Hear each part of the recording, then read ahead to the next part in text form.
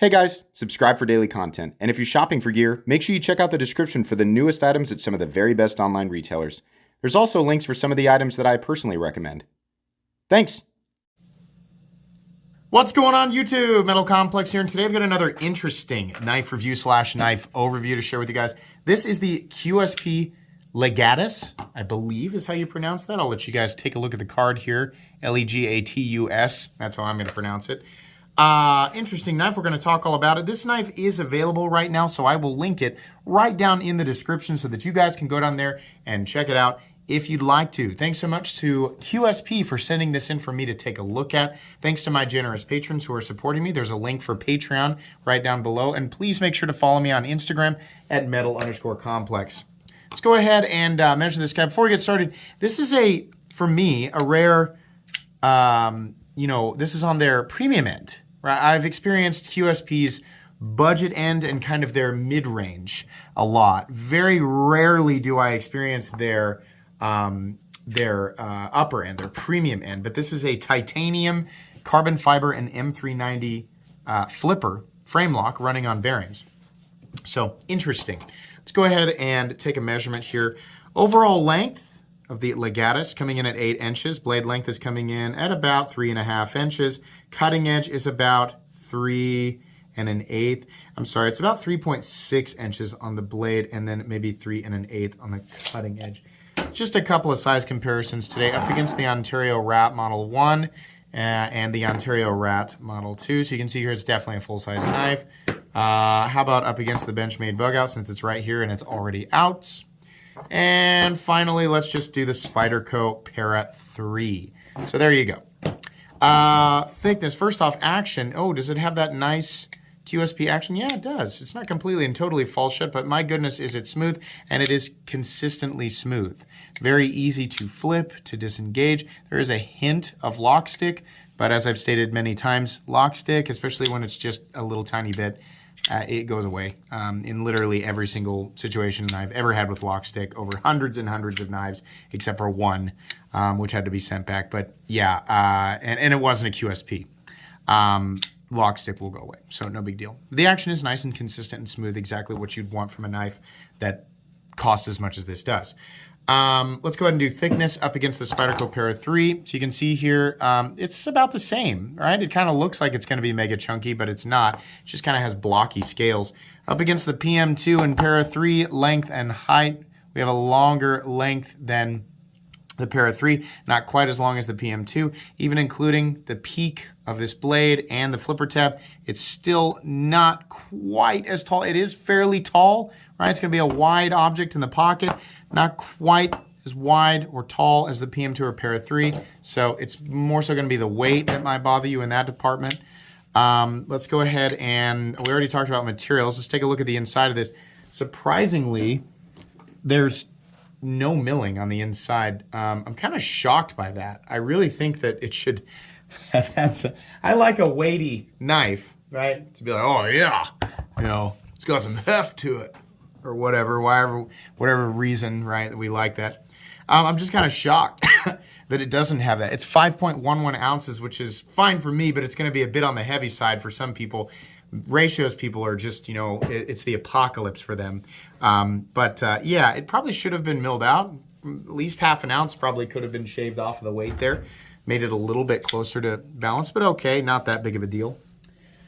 Let's do a hardware check. Excuse me, get out my tools. As per usual, my tools are very inexpensive and very recommendable. You can find them right down in the section of my description that talks about my tools.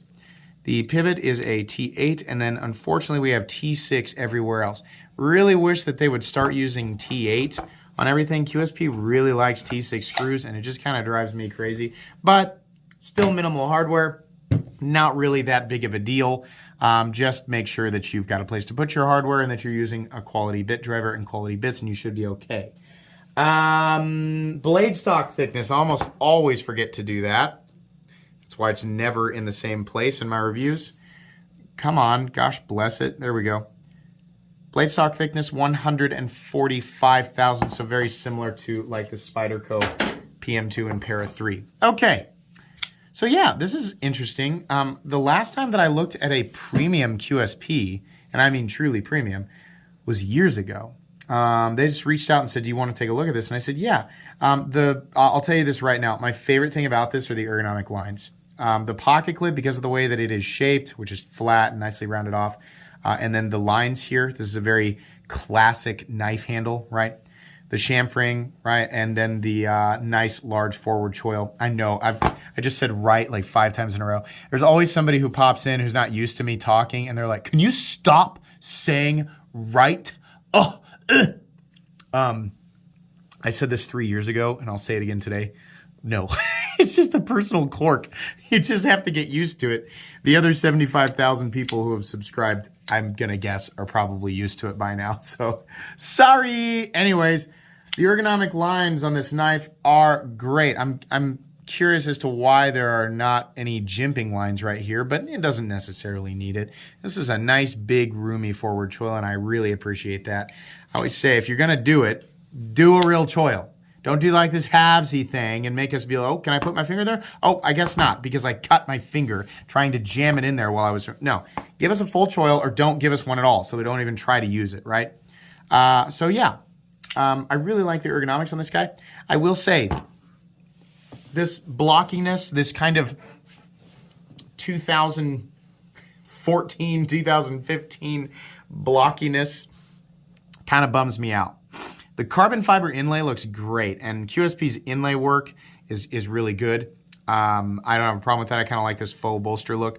And they didn't use the shiny carbon fiber. They used the real nice looking, more matte carbon fiber, just more of a flatter look. This whole profile, this whole knife just begs to be contoured. It's so, I mean, that would have just really driven it over the top for me to have contoured titanium scales and contoured to match the contoured inlays.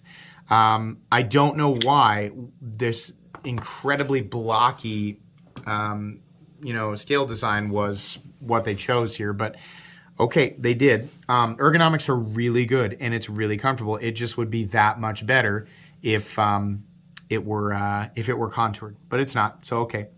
Wow, the blade is striking. My goodness, they did an excellent job sharpening this knife. Get a piece of paper. And I know that the paper, sorry, I threw my back out, so just now I resisted legitimately screaming out in pain. Anyways, I know the paper cut test does not prove anything, but I can always tell when an edge is just like supremely well sharpened and just, oh gosh, that feeling where you can cut and the paper just falls. Yeah, this is a really, really sharp edge. I know, paper cut test doesn't really prove. To me, it'll tell me if it's tearing the paper, right, where you can kind of see the lips of the paper do this after the cut, or if it's actually gliding through it. And while we do have 145 thousandths on the spine here, we've got a lot of room to drop towards the cutting edge, just a little bit of a flat. It does get real thin down here, and it's really I mean, it just feels like a piece of obsidian. It's just crazy. The other thing I want to compliment QSP on is their ability to do a satin finish on a blade. That's a really nice satin finish, and I actually am totally sick of satin finishes. If you're gonna do them, it better be good, but like just the cheapy whatever kind of satin finish just doesn't ever look good to me.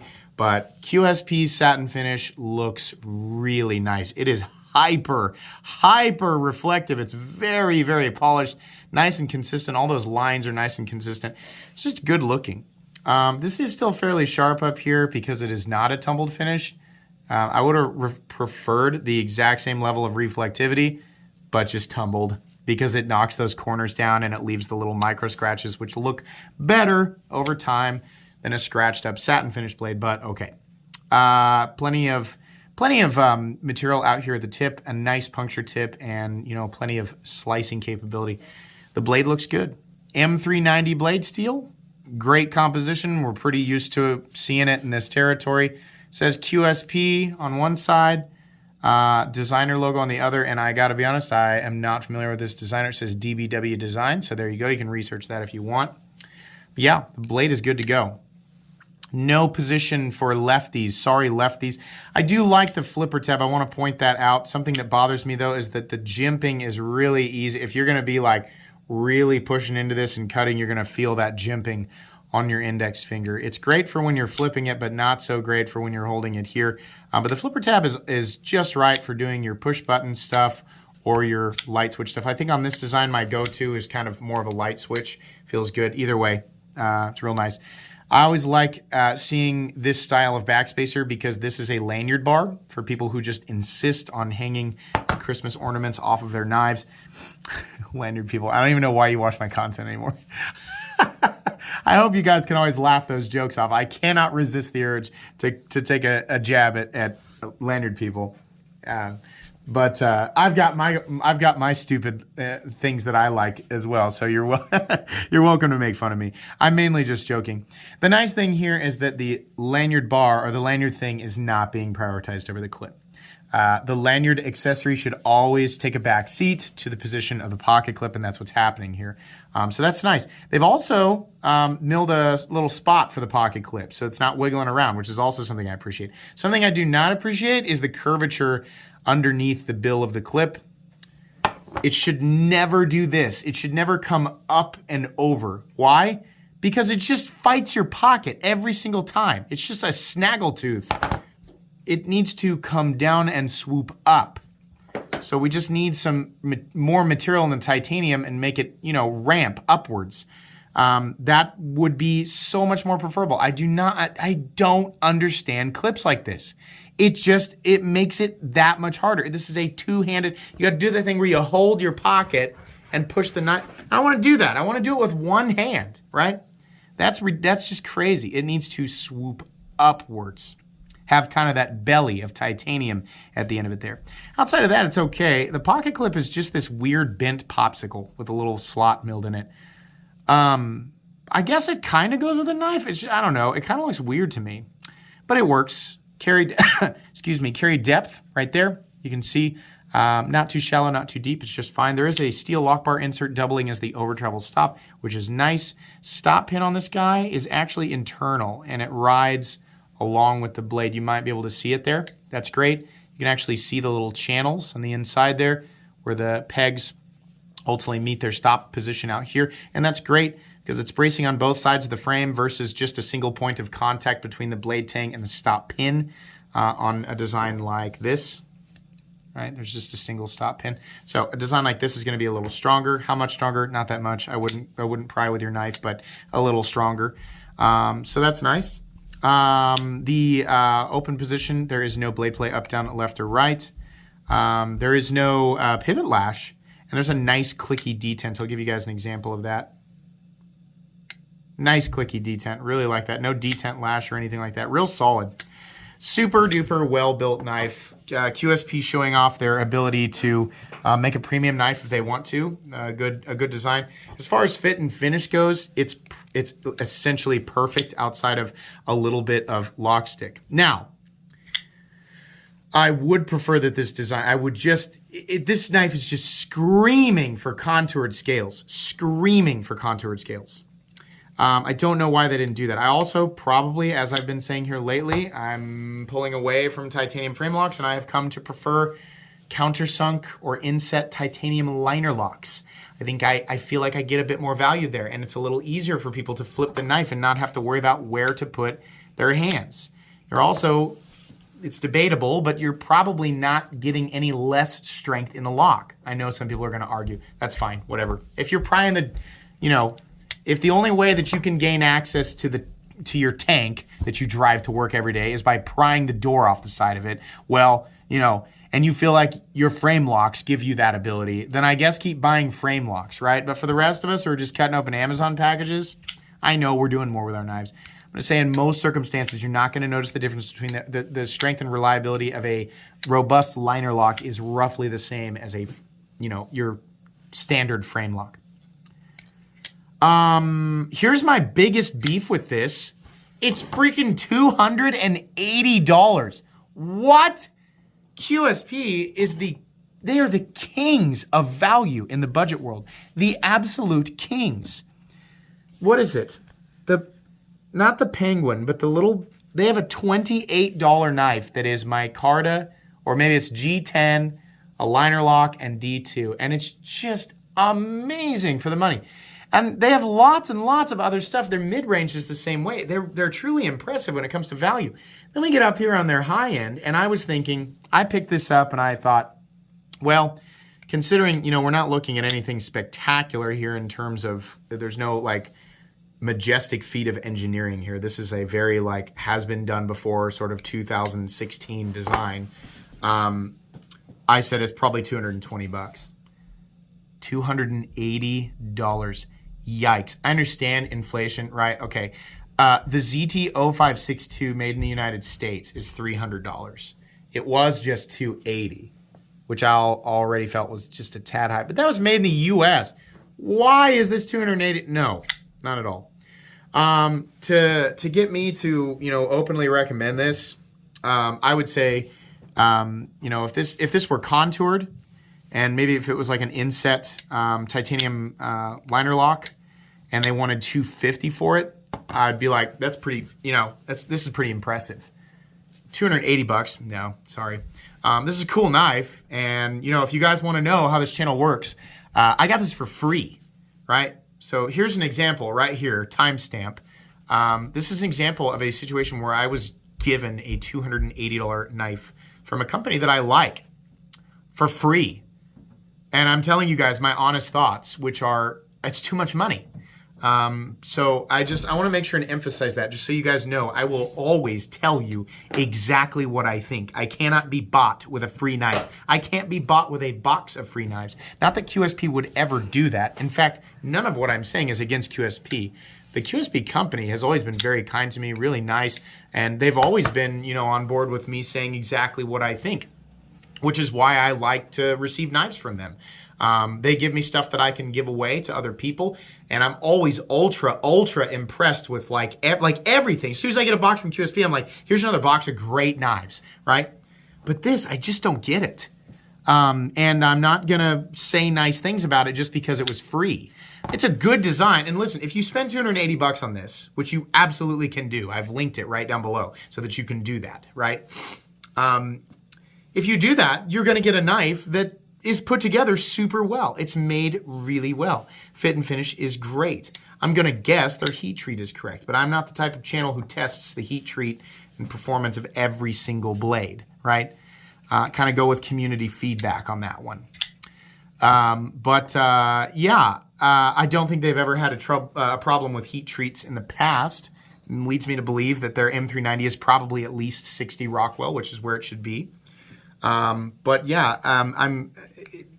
This needed to be internally milled, contoured at the very least, and preferably, I think, really to get the value up even close to where they're at, an inset liner lock, an inset titanium liner lock, which really, it's just, there's more intricate machine work, things like that. It's just something that I appreciate. It's just kind of a quality of life improvement. There's a lot of great models out there that are inset titanium liner locks that are, prove kind of exactly what I'm talking about.